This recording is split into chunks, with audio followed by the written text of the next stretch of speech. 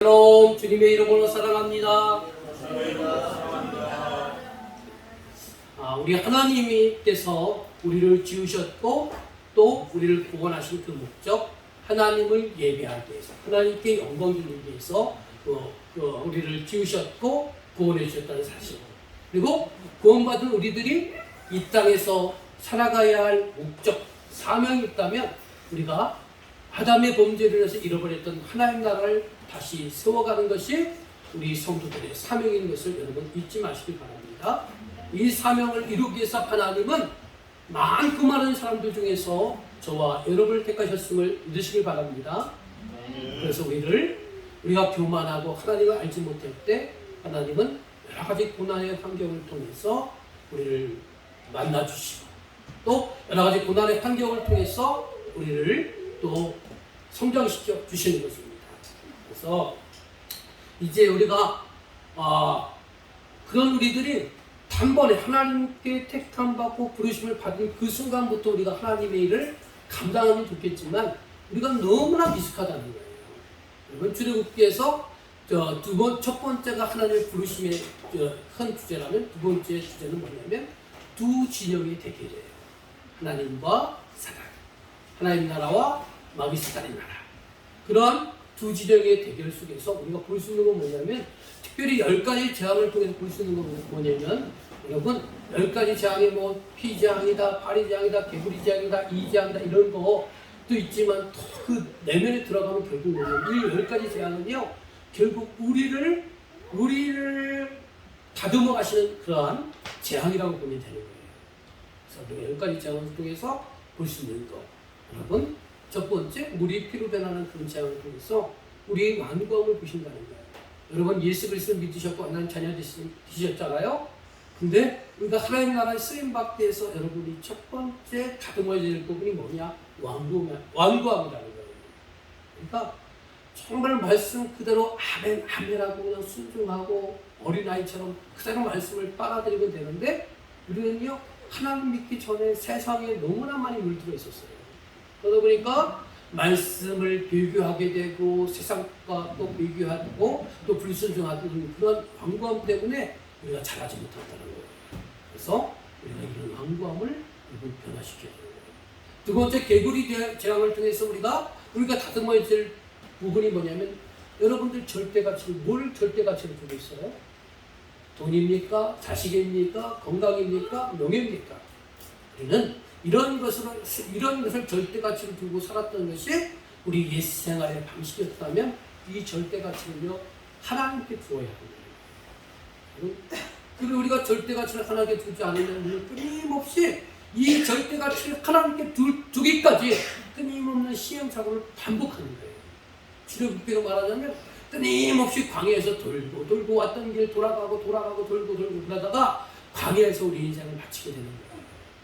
세 번째, 그 흙이 이로 변하는 그런 재앙을 통해서 여러분 우리는 하나님의 살아계심과 하나님의 전능하심과 하나님께서 우리의 모든 것을 역사하시는 그런 하나님을 알기도 하고 때로는 또 몰랐을 때도 있었지만 알고 하나님을 믿지 못하거나 몰라서 하나님을 믿지 못하거나 아무튼 믿지 못하는 자에게는 그 끝은 멸망이라는 사실을 우리에게 말할 수 있다는 거예요.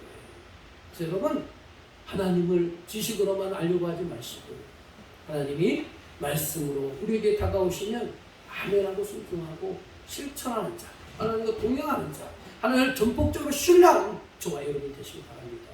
그 믿음을 다루신다는 거예요. 또 바리 재앙을 통해서 마귀 사단들은요 여러분들을 유혹한다는 거예요. 그래 너네들 하나님 예배해. 그렇지만 멀리 갈 필요 어디 있냐? 이 애국 땅에서 예배드려라. 그래? 아니면 내가 한 발 더 양보할게. 그럼 광야로 갈 때 굳이 3일 길을 갈 필요 있냐? 광야 첫 번째 길 가서 예배드려라. 이렇게 한다는 거죠. 현실과 타협하게 하고요. 또 하나님을 믿어도요. 그냥 껍데기 신앙을 갖게 하고요. 열심히 내지 못하도록 마귀사들은 우리에게 타협하고 유혹한다는 거예요. 여러분들 그러한 현장 속에 지금 살고 있는 거예요. 그러니까 여러분 매 순간순간 우리들에게 선택의 과정들이 있지요. 여러분 그때 여러분들이 그 사단의 유혹, 사단의 미혹함, 그럴싸한 그런 제안들 거절하시기 바랍니다. 거절하지 않고 자꾸 내 주변과 환경과 사람과 여러 가지의 사건에 타협하게 되면 우리 신앙은 성장할 수 없다는 거예요. 그래서 이걸 다루신다는 겁니다. 또 여러분, 돌림병의 재앙을 통해서 우리가 알 수 있는 건 뭐냐? 하나님께서 애굽의 모든 가축들은 돌림병에 걸려 죽게 했지만 이스라엘, 똑같은 땅이지만 이스라엘의 백성들이 갖고 있는 그런 가축들은 전염병이 들지 않았다는 거죠. 이것을 통해서 우리 간접적으로 알 수 있는 건 뭐냐? 왜 우리가 하나님을 예배하고 또 헌신하고 충성하고 봉사하느냐? 하나님의 백성은 반드시 심판의 때 믿지 않는 사람들과 반드시 구별됨이 있다는 거예요. 그 구별됨이 있다는 거예요. 그런 특혜가 우리에게 있다는 거예요. 또 우리가 살아가는 데 있어서도 마찬가지예요. 우리가 살아가는 데 있어서도 믿는 사람과 믿지 않는 사람들의 구별됨이 여러분에게 있어야 된다는 사실을 믿으시기 바랍니다. 그런 구별됨이 있어야 되는 거예요. 1차적으로 오늘 구별되셨잖아요. 여러분들은, 남들은 오늘 세상 사람들 말로 얘기를 하면 일요일이고, 우리 믿는 사람들 표현을 하면 주일이잖아요. 믿지 않는 사람들은 세상에서 희희낙낙하고 힘을 그렇게 즐기지만 우리는 예배당에 와서 하나님을 예배하는 이런 구별됨이 있는 거예요. 자, 그 다음에 악성 종교의 재앙을 통해서 죄는 반드시 심판을 받는다는 사실. 여러분, 이스라엘 백성들이 그 벽돌을 굽기 위해서 얼마나 수고와 땀과 눈물을 흘렸습니까? 그 벽돌이 결국 어디에 쓰느냐?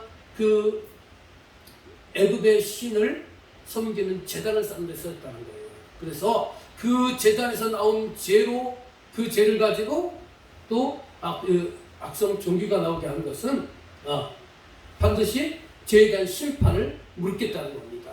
또 우박재앙을 통해서도 심판의 때에도 돌이키면 구원을 준다.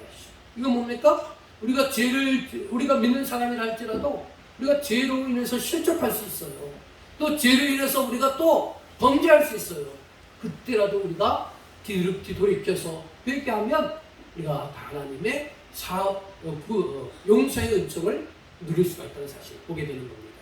자, 오늘은 8번째 재앙, 메뚜기 재앙에 대해서 살펴보도록 하겠습니다. 참고로 이 메뚜기 재앙은 애굽의 복식의 신인 세라피스를 심판하신다는 것을 참고로 두고, 자, 질문하겠습니다. 주보를 보시고, 하나님께서 바로와 그의 신하를 완강하게 하신 이유는 무엇입니까? 출애굽기 10장 1절과 2절에 그 내용이 나와 있어요. 자, 읽어보겠습니다. 시작.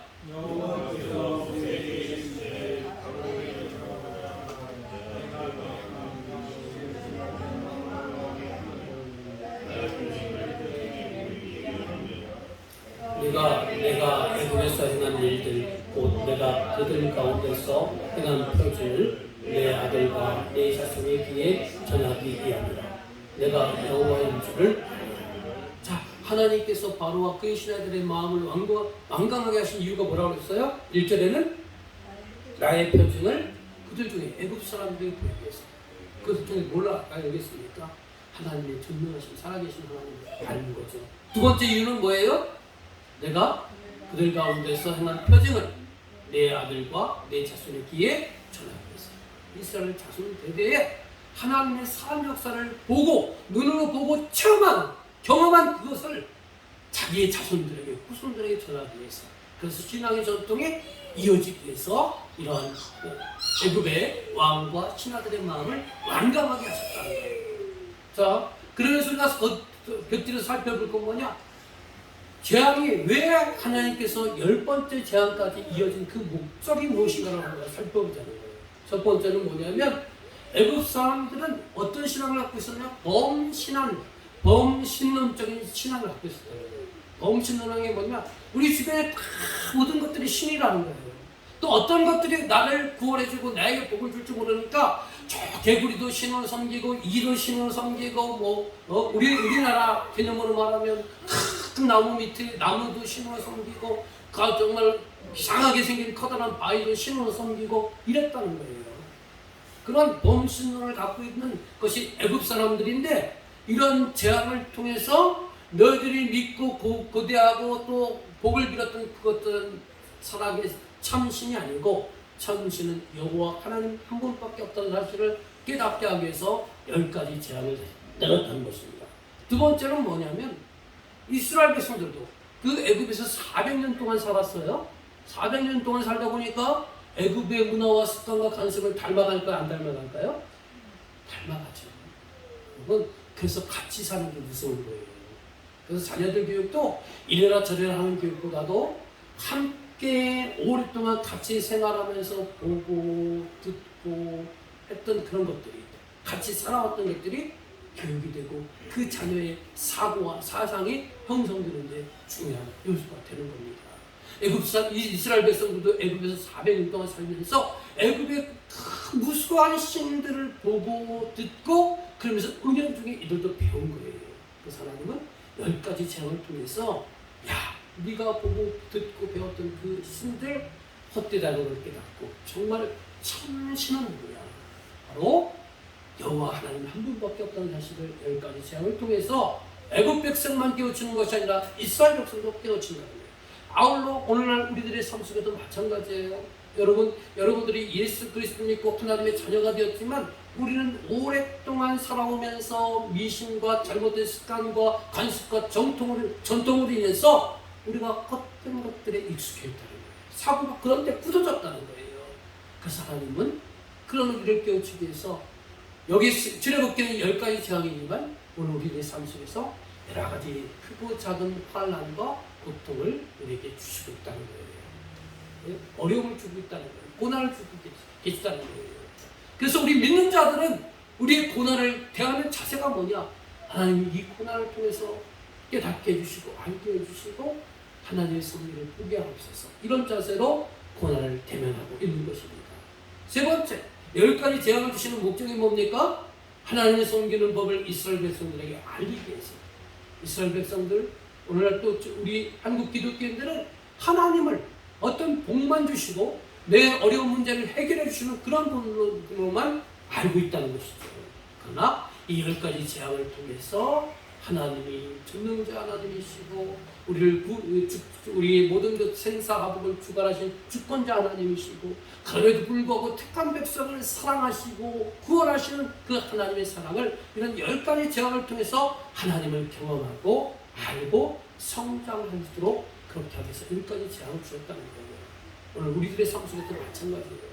오늘 우리의 삶 속에서도 하나님이 크고 작은 역사로 때로는 좋은 것만이 아닌 우리가 원하는 복과 물질의 축복과 자녀의 출세와 우리의 가정의 안정이 아닌 그 밖에 여러 가지 어려운 요소가 있을지라도 그것을 통해서 우리는 무엇을 배우느냐? 하나님을 알게 되는 거예요. 하나님이 내게 복은 물질의 복은 주시지 않았다 할지라도 나의 삶의 고난의 한 가정을 함께 하시고 헤쳐나가게 하시고 끝끝내 이기게 하셔서 살아계신 하나님을 우리가 경험하도록 하기 위해서 우리 삶 속에 고난을 주시고 이 출애굽기에서는 10가지 재앙을 허락하신다는 것입니다. 네 번째는 뭐냐? 그들의 구원을 위해서 하나님께서 애굽에 행하신 여러 가지 표징들을 후손들에게 전하기 위해서. 그러니까 여러분 신앙은 뭐냐? 자손들에게 이어져야 되는 거예요.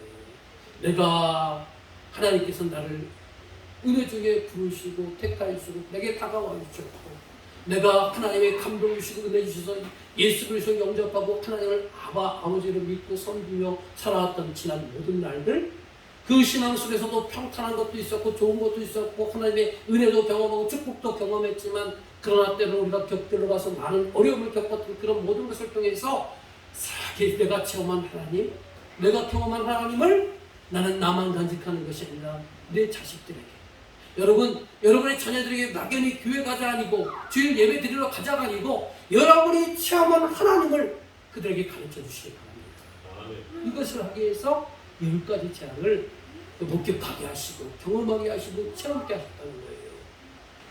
자, 그런 것들을 다 뒤돌아보면요 우리 한번 생각을 해보시기 바랍니다. 우리 여러분들의 지나온 모든 삶의 과정들 하나님의 인도하심 속에 있다는 사실을 여러분 기억하시길 바랍니다. 여러분의 생각을 돕기 위해서 제 인생에 살아온 과정들을 이미 들으신 얘기지만 한번 잠깐 동안 예를 들어서 여러분에게 말씀드리고자 합니다. 저는요, 저희 아버지가 양복 재단사였어요. 양복 재단사에서 어려운 가정 속에 있었지만 제가 몇 살 때인지 모르겠어요. 학교 다니기 이전이었어요. 희미한 기억에 의하면 우리 그 천안, 제 고향이 천안인데요. 천안에 그 외곽지에서 시내로 들어가면요, 시내에 큰 잿배기가 있고 작은 잿배기가 있어요. 우리 인근사님 기억나시죠? 네? 저희 아버지가요, 제가 어렸을 때 그 작은 잿배기의 그 언덕 너머 밑에 양복점을 차렸어요. 양복점을 차려가지고 생활을 하셨는데, 그게 잘 됐으면 우리가 참 우리 집안이 참 부자가 됐을 텐데 그게 망했어요. 망해가지고 그 다음부터 아버지 인생의 삶은요, 거의 술로 살다시피 했어요. 술로 살고, 또 그 술을 드시면 천사 같았던 그분이 술을 드시면 180도로 바뀌어서 자녀들을 학대하고 아내를 괴롭히고 그런 삶을 살았어요. 그러다 보니까 정말 많은 공포와 두려움 속에 저희 어렸을 때 시절은 그렇게 살았어요. 그나마 또 한 가지 위로를 받았던 건 뭐냐? 그렇게 아버님이 일찍이 사업이라는 게 좀 거창하지만 사업에 실패하고 모든 경제생활을 누가 감당했느냐? 저희 어머니가 감당을 했어요. 그래서 저희 어머니가 정말 안 해본 일들이 가정된 표현으로 안 해본 일이 없을 정도로 여러 가지 수많은 일들을 하면서 가정을 책임지고 자녀들의 먹을 것을 책임지고, 또 그 어렵고 힘겨운 가정 속에서도 자녀들을 교육시켜야 되겠다는 그 일념으로 자녀들을 다 최소 고등학교까지 교육을 시킨 거예요. 제가요, 저는 초등학교 때부터 재수한 사람이에요. 제가 왜 초등학교 때 재수한지 아십니까? 저희 형과 제가요, 연년생이에요. 그래서 우리 어머니가 생각하기를 초등학교는 뭐 그냥 보내지 좋지만 중학교 때 이 수업료를 낼 생각을 하니까요, 둘이 연이어서 보내면 힘들 것 같아서 저를요 1년 쉬게 했어요. 그래서 저는 억울하게 9살에 초등학교에 간 사람이에요. 이만큼 어머니의 갖은 희생을 통해서 가난과 어려운 환경들을 극복하게 하셨어요.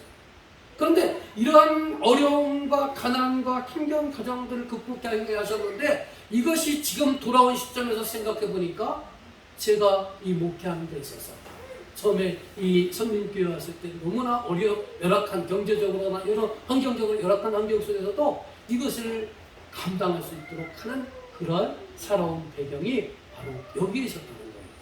또 신앙적인 환경을 보면 저는요, 그 작은 잿배기, 이런 기억이 나요. 어렸을 때 그 작은 잿배기에서 양복점을 할 때 주일이 되면요, 그 작은 잿배기에서 그 중간에 보면 이렇게 번화가가 있어요. 번화가가 있고 저 큰 잿배기 그쪽에 아카데미 극장이고요, 그 맞은편에 천안 성결교회가 있었어요.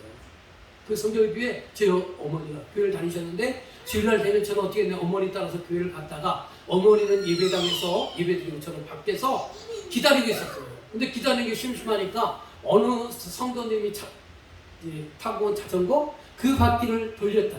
손으로 그 페달을 돌리면서 시간을 보냈던 그런 기억들이 나요. 그렇게 교회라는 것에 그러한 것들을 접하게 되었고, 또 본격적으로 신앙생활하는 것은 중학교 1학년 크리스마스 이브날 어머니를 따라서 교회를 갔다가 같은 반 친구를 만나면서 교회 생활하게 되고, 그러면서 너 어떻게 은혜를 받아서 내 목회를 하겠다, 목회자가 되겠다는 소원을 했고요. 또 성원하고 나서 신학교에 입학했고, 그러면서 또 여러 가지 범민과 또 갈등의 과정이 있어서 이제 신학교 가지 말고 돈 벌자 해서 선원생활도 하고, 또 그것이 계획대로 되지 않자 또 공사관에서 일을 하다가 또 상처에서 막 떨어져 본 경험도 있고, 그래서 다시 또 학교에 복학해서 졸업을 했음에도 불구하고, 신학교를 졸업했음에도 불구하고요, 또 다시 흔들려요. 그러다가 이제 신학교 졸업하고 나서 바로 목회가 나가는 것이 아니고 형님 밑에 가서 이제 같이 장사를 배우면서 5년 동안 사회생활을 했어요. 그러다가 그 사회생활에 그 IMF 때쯤 돼서 형님의 가게가 쫄딱 망하면서 엄청난 빚을 제가 떠안게 됐어요. 떠안게 되고 나서 그 고백이 뭐였느냐? 신학생에게 남아있는 가슴 깊은 그 고백은 뭐냐? 다시 목회를 해야 되는데 그 전에 내가 사회생활로 뛰쳐나온 이유는 내가 목회에 자신이 없어서 그래서 도피처럼 그냥 자기 합리화하는 방법으로 나중에 돈 많이 벌어서 그 다음에 목회해야 되겠다는 그런 자기 합리화하면서 도피처로 사회로 나갔는데 쫄딱 망하고 나서는 어떻게 했느냐? 그 자연스럽게 고백되더라고요. 아골골 잡힌들에도 하나님 부르시면 가겠다. 그래서 하나님이 은혜 가운데 다시 대학원 입학하게 되고 졸업하는 그해에 이 교회에 오게 된 겁니다. 그러면서 지금 이 시점에서 뒤돌아보니까 그런 이 열악한 교회에 와서 지금까지 20년 목회를 할 수 있었던 건 뭐냐? 바로 지나온 모든 삶 속에 경제적으로 어려운 환경, 신앙적으로 여러 가지 어려운 환경, 정말로 불안한 환경, 자신 없어 하는 환경, 이 모든 것들을 하나님께서 다루셔서 이 선민교회를 지금껏 감당할 수 있도록 그렇게 하셨다는 거예요. 그런 것을 뒤돌아볼 때 우리의 지나온 과거의 삶을 하나하나 뒤돌아보면요, 그때는 몰랐지만 뒤돌아보면 하나님의 은혜였다는 사실, 하나님이 나를 만들어가는 과정 순간순간에 있었음을 고백하게 되는 거예요. 저는 왜 이 얘기를 하느냐? 결코 이건 자랑거리가 아니죠. 그러나 여러분의 삶을 뒤돌아보라는 거예요. 저는 여러분의 삶에 대해서 깊숙이는 몰라요. 그러나 여러분은 다른 사람들보다도 여러분 자신의 그동안 지나왔던 삶의 환경들을 잘 아실 거라는 거예요. 그런 지나온 과거 환경들, 아픔의 그런 상처들, 그런 상처들 속에서 그때는 힘겹고 외로웠고 답답했고 눈물 졌지만 그러나 하나님의 그 모든 과정을 통해서 여러분을 만들어 가시고 그 눈물 하나하나가, 외로움의 하나하나가, 고통의 하나하나가 오늘날 여러분을 만들어가는 하나의 기초석이었다는 사실을 믿으시기 바랍니다. 우리가 이런 것들을 생각하면서 한번 찬양을 한번 하나님께 올려드립시다. 하나님, 한 번 더 나를 가사 생각합니다. 하나님 지금도 여러분을 만들어가고 계신 거예요. 그런 사실을 기억하면서 하나님, 우리가 지금 아직 어려움이 있고 답답함이 있다 할지라도 여러분, 하나님은 나를 지금도 함께 하시고 또 인도하고 계시고 나를 만들어가고 있다는 사실을 고백하시기 바랍니다.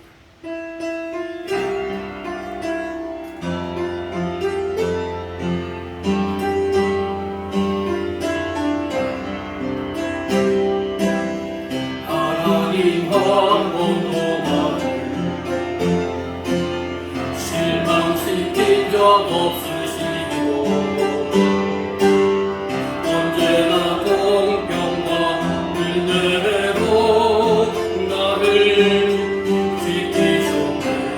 오신실하신 주, 오신실하신 주,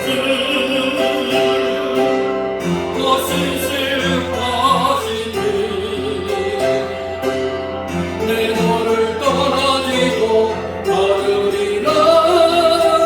내 너를 버리지도 않으리라. 약속하셨던 주님,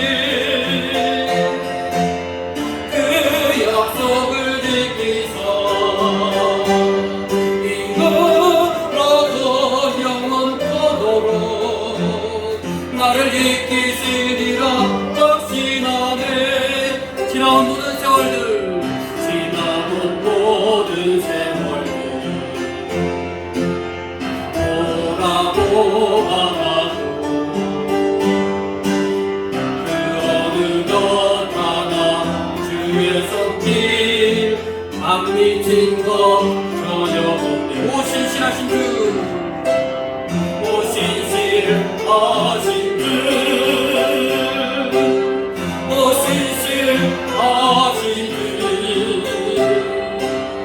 내 너를 떠나지도 않으리라.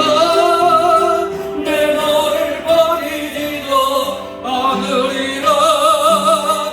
약속하셨던 주님,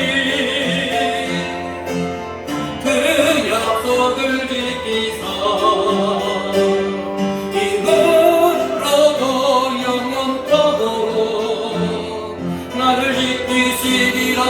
오신실하신 주, 오신실하신 주, 오신실하신 주, 내 너를 떠나지 않으리라 내 너를 버리지도 않으리라 약속하셨던 주님 그 약속을 지키소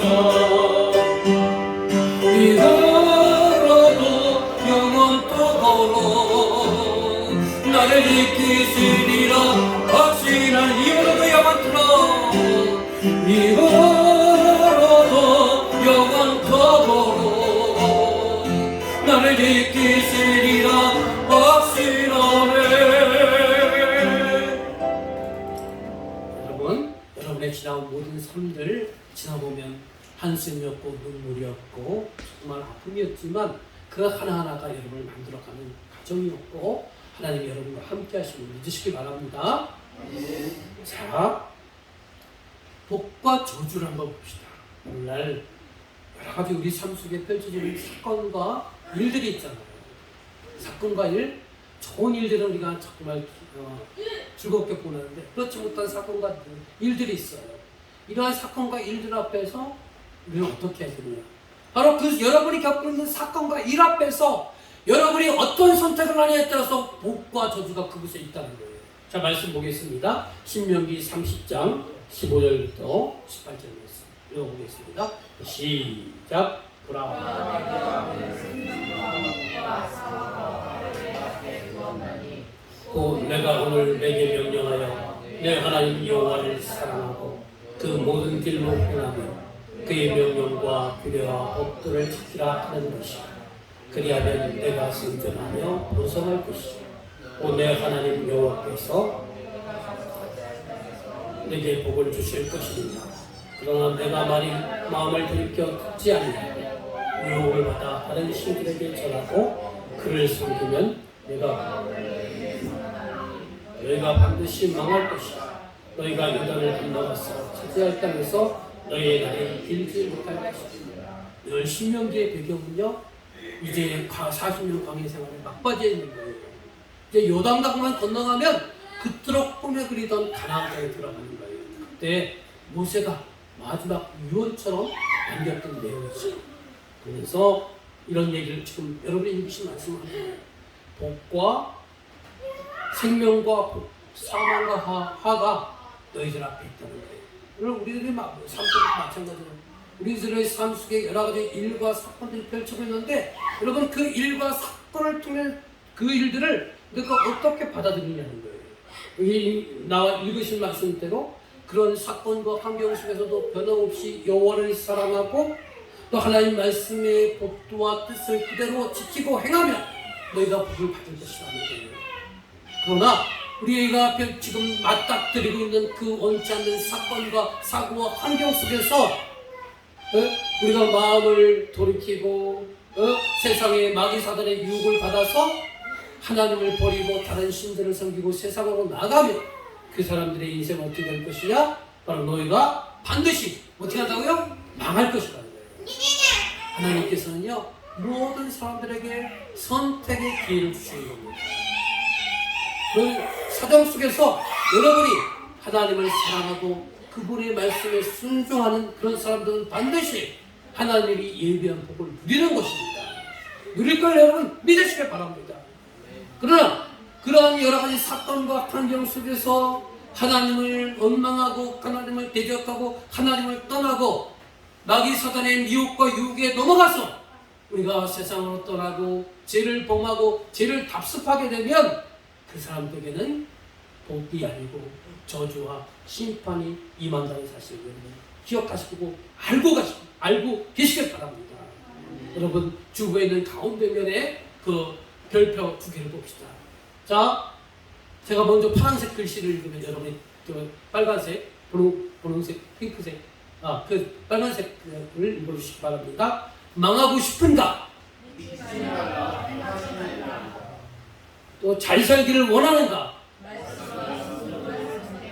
오늘 여러분에게도 해당되는 말씀이에요. 우리가 살아가는 동안은 여러 사건과 사고와 원치 않는 일들이 여러분들에게 반드시 있어요. 그런 환경 속에서도 여러분은 어떤 것을 선택하시겠습니까? 내가 원치 않는 그 아픔과 사건이 있을지라도 하나님을 신뢰하고 그분을 의지하고 그분을 간구하고 그분과 동행하는 삶을 살 때 하나님은 여러분의 그 고난의 환경을 바꿔서 복의 환경으로 축복의 환경으로 바꿔주실 것을 여러분 믿으시길 바랍니다. 그러나 어리석게도 우리는 그런 환경 속에서 하나님을 바라보지 못하고 원망하고 탓하고 불평하고 하나님을 떠나는 경우가 너무나 자주 있다는 거예요. 안타깝게도 그런 사람들의 끝은 멸망이라는 사실을 기억하시기 바랍니다. 하나님께서는 이 모세에게 애굽왕에게 찾아가서 너희 언제까지 너 그렇게 버티고 있을 것이냐, 여러 가지 그 사건과 재앙을 보면서 이제 내 겸손할 때도 되지 않았느냐. 하나님의 말씀을 다시 전한다. 내 백성을 보내서 그들이 하나님을 예배하도록 하라. 네가 만일 그런 내가 아직까지 말씀에 불순종하고 끝끝내 고집을 피운다면 개구리 재앙을 내리겠다고 그렇게 선포하셨고요. 애굽왕이 끝끝내 불순종함으로 인해서 모세가 하나님 주신 알려주신 말씀대로 그 지팡이를 애굽 땅에 당해서 들었을 때 커다란 동풍이 밤낮으로 심하게 불고 그 동풍으로 인해서 메뚜기가 애굽의 온 천지에 가득했다는 거예요. 그리고 그 메뚜기 떼가 어떻게 했느냐? 우박으로 인해서 많은 식물과 나무들이 피해를 입었는데 거기서 살아남은 식물과 나무들을 다 갉아먹었다는 것이죠. 자, 말씀 읽어볼까요? 출애굽기 10장 13절에서 14절 말씀 읽어봅시다. 자, 시작. 모세가 애굽 땅에 그 지팡이를 동풍을 일으켜 온 막과 밤에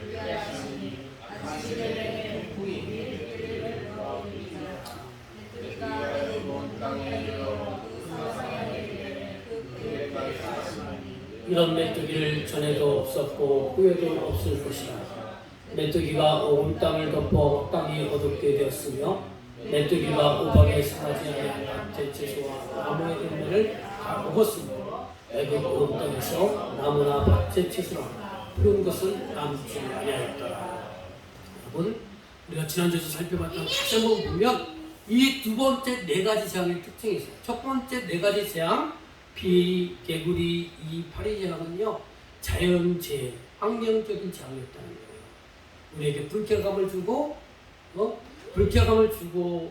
또 역겨운 그런 환경 속에 있었지만 사람의 생명에는 커다란 지장이 없었다는 거예요. 그러나 두 번째 네 가지 재앙은 그들의 소유와 그들의 몸에 직접적인 피해를 입히는 그런 재앙이었다는 거예요. 심한 돌림병은 가축들을 죽게 했고요. 또 악성 둥기는 또 가축과 사람들에게 고통을 주게 했고요. 또 우박재앙은 가축과 그 들에서 일하는 사람들을요, 생명을 앗아갔어요. 그 다음에 메뚜기 재앙은 뭐냐? 그 우박재에서 살아남은 그 식물들을요, 초목들을 완전히 황폐하게 해서 먹을 것이 완전히 사라지도록 이렇게 식량의 문제가 야기해서 사람의 생명을 위태롭게 만드는 것이 두 번째 네 가지 재앙이었다는 거예요. 여러분, 이런 재앙을 보면서 우리는 뭐냐? 생명과 심판, 복과 저주가 우리 안에 있다는 사실을 기억하고 여러분들이 영적 센서를 민감하게 반응할 수 있는 그러한 자세, 태도를 가지셔야 된다는 거예요. 여러분 보세요. 하나님이 이렇게 천둥 소리와 우박을 내리고 또 메뚜기가 이렇게 바글바글하고 이런 상황 속에서 웬만한 사람 같으면 어디 가는 사람 같으면 이 하나님의 산 역사를 보고 빨리 깨닫고 돌아가야 되잖아요. 그런데 어리석게도요, 이렇게 엄청난 재앙이 내림에도 불구하고 그가 기머거리가 되고 소경이 되어서 하나님의 그런 거룩한 뜻을 받들지 못한다는 거예요. 반면에 어떤 사람들은요, 이런 커다란 재앙이 내리지 않는 날들도 작은 사건 사고 하나, 또 세미한 하나님의 음성, 또 말씀을 듣다가 기도하고 또 찬양하다 하면서도 작은 것 하나 하지만 그런 작은 것 하나에서 하나님의 모든 뜻과 섭리를 깨닫고요, 하나님의 뜻과 말씀에 순종한다는 거예요. 그러면 순종하는 자에게는 하나님께서 그 삶에 축복해 주시지만 그 그러나 아무리 하나님께서 우리를 깨우치기 위해서 메뚜기 재앙도 내리고 바리 재앙도 내리고 우박 재앙도 내리고 천둥의 소리가 나고 불꽃이 떨어져도 아무리 그래도 깨닫지 못하는 어리석은 자가 있다는 거예요. 여러분, 우리는 출애굽기 말씀을 통해서 여러분 현실을 봐야 되는 거예요. 여러분 삶 속에 여러 가지 일들과 사건들이 펼쳐지잖아요. 그 사건을 통해서 여러분 아무리 하나님이 여러분 깨우치기 위해서 여러분이 두터운 벽을, 마음의 벽을 또 눈을 가리고 있는 그런 여러 것들 깨우치기 위해서 여러 가지 사건과 사고를 보여주시고 일으켜 주시는데 우리는 귀를 닫고 눈을 감아서 깨우치지 못합니다. 그러나 여러분 그런 어리석은 자가 아니라 여러분 영적 센서가 민감한 여러분 되시길 바랍니다. 그래서 하나의 작은 사건, 사고 어떤 것 하나에도 세면 하나님의 음성을 들으려고 애쓰고 노력하시는 저와 여러분이 되시기를 주님의 이름으로 간절히 축원합니다. 여러분 왜 하나님께서 이런 사건과 사고들을 우리에게 펼쳐주시는 것입니까? 거기는 하나님의 깊으신 뜻이 있다는 거예요. 깊으신 뜻. 우리의 신앙은요 모든 신앙이 그래요. 처음에는요 인간의 연약함 때문에 신을 찾게 되고요. 또 신을 찾게 되면서 신에게 뭘 구하느냐면 첫 번째는 복을 구해요. 왜냐하면 우리가 그 신에 대해서 잘 모르기 때문에 그런 것이죠. 우리도 기독교인들도 마찬가지예요. 여러분들이 처음에 교회 나올 때는 사람의 정에 이끌려서 또 내가 질병 때문에 또 여러 가지 소원하는 그런 일들이 있기 때문에 여러분 교회 나오시잖아요. 그리고 또 때로는 그러한 자기 소원과 간구가 이루어져서 살아계신 하나님을 경험하잖아요. 그러면 그런 사람들이 더 신앙이 발전해야 되는데 대부분 어느냐? 그런 복을 체험했으면 그 다음에는 하나님의 뜻을 강구해야 되는데 거기까지 나가지 못하고 맨날 복만 달라고 해요. 하나님 복 주세요. 하나님 병 고쳐주세요. 하나님 내 소원 들어주세요. 자기의 욕구만을 하나님께 일방적으로 청구하고 하나님의 뜻을 들으려고 하지 않아요. 하나님은요 왜 자꾸 우리에게 사건과 사고와 여러 가지 일들을 펼치게 하느냐? 그 사건과 사고를 통해서 하나님을 찾으라는 거예요. 하나님이 여러분과 교제하고 싶다는 거예요. 여러분을 인격적으로 만나고 싶다는 거예요. 여러분의 사상 모든 것에서 하나님께 간구하고 하나님 이 일을 어떻게 했으면 좋겠습니까? 이 일을 통해서 펼쳐지는 하나님의 뜻이 무엇입니까? 하나님 그것을 그런 인격적인 만남 갖기 위해서 우리에게 여러 가지 사건과 사고와 작은 일들을 허락하신다는 거예요. 그런 것을 통해서 우리는 하나님과 교제하면서 하나님의 뜻을 알게 되고 거칠고 온하고 또 허악했던 내가 악했던 내가 하나님과 교제하면서 내 마음이 바뀌고 생각이 바뀌고 언어가 바뀌고 행동이 바뀌는 거예요.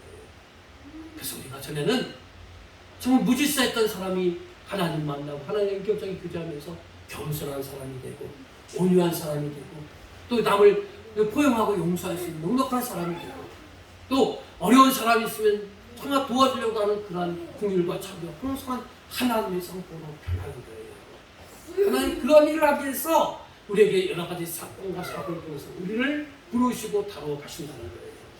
그래서 우리가 점점 더 하나님 만나고 우리가 성장하고 해서 결국 뭐냐? 우리를 하나님의 형상을 닮아가는 사람이 되게 하고 그런 우리가 이제 하나님을 대신하는 하나님의 대행자 또 왕같은 제사장 하나님의 소유된 백성으로 살아가기 위해서 하나님은 우리에게 우리가 원치 않는 여러 가지 사건과 사고와 일을 만나게 하신다는 거예요. 원수 같은 사람을 만나게 하신다는 거예요. 여러분 이런 하나님의 깊으신 뜻을 만드시기 바랍니다. 어느 때? 여러분이 가장 힘겨울 때 일이 잘 안 풀리고 사람이 나에게 스트레스를 주고 또 내 인생에 계획했던 일들이 무너질 때 여러분 이런 하나님의 깊으신 뜻을 여러분 발견하시기 바랍니다. 하나님 이 사건을 통해서 이 사고를 통해서 또 나를 또 하나님 만나게 하시고 또 나를 다루게 하시고 정금과 같이 나를 또 다루시게 하시는군요. 하나님 내가 미련하고 연약해서 하나님의 깊으신 뜻을 잘 헤아리지 못하지만 하나님 이 사건을 통해서 하나님을 경험하길 원합니다. 그런 믿음의 자세를 가지고 태도를 가지고 여러분이 펼쳐지는 사건과 일들을 만나시길 바랍니다. 그리고 성장하셔서 하나님의 귀하게 쓰임받는 왕같은 제사장 하나님의 일을 대신하는 하나님의 사신 하나님의 대행자가 되시기를 주님의 이름으로 간절히 축원합니다. 여러분 우리가 살아가는 세계는요 두 세계가 있어요. 특별히 영적인 세계에서는 두 가지 세계밖에 없는 거예요. 하나님이냐 사람이냐 하나님의 나라냐 아니면 사단의 나라냐 나는 하나님의 다스림과 통치를 받는 하나님의 백성이냐? 아니면 마귀 사단이 나를 조종하고 나를 이끌고 나를 다스리는 사단의 백성이냐?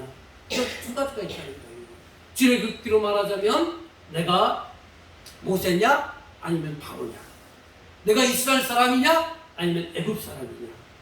또 같은 애굽 땅에 살지만 하나님의 편에 서지 못한 애굽의 지역들은 온갖 하나님이 내리는 재앙에 받아서 고통당하지만 같은 애굽 땅이지만 고센 지역 이스라엘 백성들이 거하는 그 땅은 하나의 모든 재앙으로부터 보호받고 하나님께 사랑받는 그러한 지역에 살고 있느냐. 우리는 이런 두 세계에 살고 있다는 사실을 여러분 기억하시기 바랍니다. 그런데 여러분 목사님 마귀 사단 그쪽에 속해 살거나 하나님 백성 밑에 살거나 지금 우리 살아가는 데서 큰 지장 없잖아요. 목사님 어느 때 했으면 좋겠습니까? 이렇게 여러분 반문할 수 있겠지만 그러나 그 끝은 반드시 다르다는 거예요.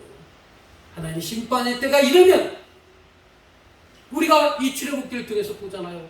10가지 재앙이 내릴 때 이스라엘 백성들이 살아가고 있는 그 땅 고센 땅은요 재앙이 내리지 않았다니까요. 우박이 재앙이 내리지 않았다니까요. 그러나 똑같은 애굽 땅이지만 이스라엘 백성들이 거하지 않는 마귀 사단을 상징하는 애굽의 백성들이 살고 있는 그 땅에는 우박이 내렸다는 거예요. 하나님의 심판이 내렸다는 거예요. 그러니까 여러분 오늘 현실 속에 우리 내 삶은 지금 평안하고 아무 문제 없으니까 하나님도 섬기고 세상도 섬기고 마귀 사단도 섬기고 두루두루 섬기는 그런 범신론자가 되지 마시고 여러분 이런 때에 나는 늘 하나님 편에 쓰시기를 또 하나님 나라에서 애쓰고 수고하시는 저와 여러분이 되시기를 주님의 이름으로 간절히 축원합니다. 다릅니다. 두 세계가 달라요. 지금은 같아 보일지 모르지만 심판의 때는 완전히 너무 하늘과 땅 차이로 다르다는 사실을 믿으시기 바랍니다. 여러분 세 번째 면에 있는 윗부분의 하살표를 보세요. 세상은 같이 읽어봅시다. 시작. 세상은 실용주의, 이기주의, 이국신학으로 신을 찾는다. 그러나 윤신신학은 절대가치, 절대의욕, 절대헌신, 절대 자기를 요청한다. 나의 예배와 신앙은 서로 다른 두 세계에 대한 확실한 차별성을 가지고 있습니다. 차별성이 있습니다. 여러분, 여기 있는 내용 그대로예요. 세상 사람들은 모든 판단과 행동의 근거는 뭐냐면 내게 이익이 되느냐 이익이 되지 않느냐 여기 있는 거예요. 주일날 예배 드리는 것도 내게 이익이 되느냐 안 되느냐 세상 가치는 그거예요. 이익이 될 것 같으면 교회 가고 이익이 되지 않을 것 같으면 교회 안 가요. 그게 세상의 가치예요. 그러나 우리는 절대 가치가 있는 거예요. 지금 하나님이 내게 내 인생 속에 복을 주시지 않는다 할지라도 하나님은 만물을 창조하셨고 만물의 주관자이시고 내 삶의 인생의 생사화복을 주관하십니다.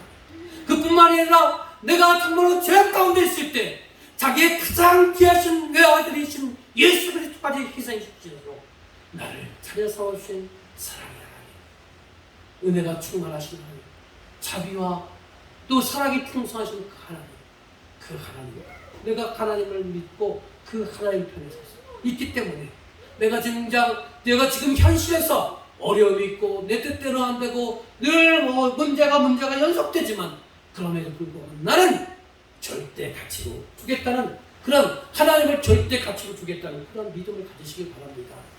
그래서 여러분 그런 믿음을 가진 사람이 바로 이런 고백을 할 수 있는 거예요. 여러분도 잘 아는 말씀이에요. 제가 읽어드릴게요. 욥기 3장 17절 18절인데요. 비록 무화과 나무가 무성하지 못하며 포도나무에 열매가 없으며 감람나무에 설출이 없으며 밭에 먹을 것이 없으며 우리의 양이 없으며 외양간에 소가 없을지라도 나는 여호와로 말미암아 즐거워하며 나의 구원의 하나님으로 말미암아 기뻐하리로다. 여러분 세상에 우리가 이기주의와 실용주의에 가득한 사람들이 어떻게 이렇게 고백할 수 있어요? 이기주의 실용주의는요 내게 이익이 되면 하고 이익이 안 되면 떠나는 게 이기주의고 실용주의잖아요. 근데 여러분 이 하박국에 있는 이 말씀 방금 읽어드린 말씀 여러분 실용주의와 이기주의의 관점에서 보면 우리가 하나님을 믿을 이유가 어디 있어요? 그런데요 이 하박국 선지자는요 실용주의를 떠나서 이기주의를 떠나서 비록 내가 지금 현실에 많은 불편함이 있고 불리익이 있고 내 뜻대로 안 돼도 나는 여호와 하나님으로 인하여 기뻐하리라고 고백하는 거예요. 여러분, 이런 고백이, 이런 하박국 선지자의 고백이 우리의 고백이 되기를 여러분 간구하시길 바랍니다. 자, 근데 끝없이 우리는 이렇게 살고 싶은데요, 끝없는 마귀 사탄의 유혹 속에 있다는 거예요. 유혹 속에 우리가 살아간다는 거예요. 이건 믿지 않는 사람한테 해당되는 게 아니에요. 믿는 사람에 해당되는 말이에요. 믿지 않는 사람은 이미 사탄의 유혹을 당했기 때문에 그것에서 고민할 필요가 없는 거예요. 근데 우리는요, 하나님의 편에서는 우리는요, 이 사단의 유혹 때문에 늘 갈등하고 고민한다니까요. 자, 사단의 유혹을 봅시다. 출애굽기 10장 7절 말씀 읽어봅시다. 자, 이거는요, 어떤 형편이냐면 메뚜기 제약이 내리고 나서 애굽 사람들이 지금 현재적 상황을 보고 있는 거예요. 자, 읽어봅시다. 10장 7절 시작. 바로의 신하들이 내게 말하되 어느 때까지 이 사람은 우리의 감정이 되니까 그 사람을 보내어 그들의 하나님 여호와를 섬기게 하소서. 남은 아직도 애굽이 망한 줄을 알지 못했습니다. 여러분, 영적 센서가 민감해야 된다고 했잖아요. 애굽의 신하들이 왕보다 더 똑똑해요.